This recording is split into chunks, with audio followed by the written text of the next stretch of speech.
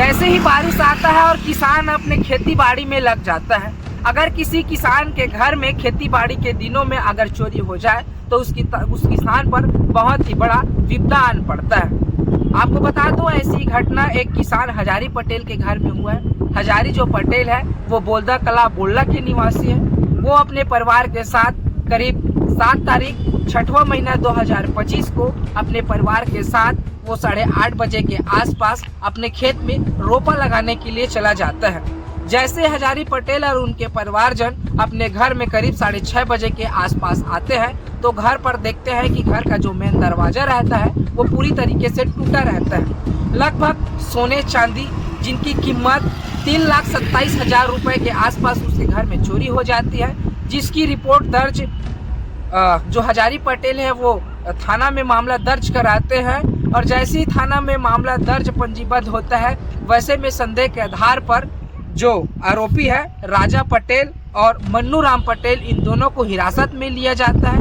हिरासत में लेने के बाद जब इन दोनों आरोपी से पूछताछ की जाती है तो वो चोरी करना कबूल करते हैं।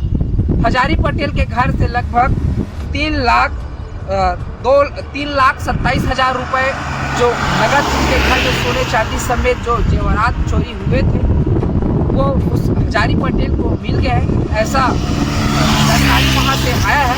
आपको बता दूं, जो हजारी पटेल है वो अपने परिवार के साथ लगभग 8:30 बजे के आसपास वो अपने खेत पर रोपा लगाने के लिए गए थे।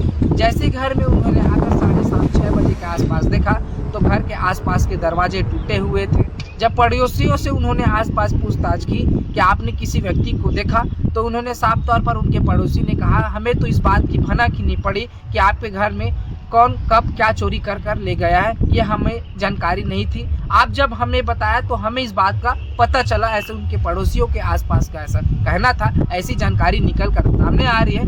हजारी पटेल को आज 26/7/2025 को उस आरोपी से जब पूछताछ की गई, थाना प्रभारी के द्वारा पूछताछ किया गया तो 3,20,000 का जो उन्होंने सामान चोरी किया गया था उस चोरों से बरामद कर उस हजारी पटेल को सौंप दिया गया है। ऐसी जानकारी बाहर निकलकर सामने आई है।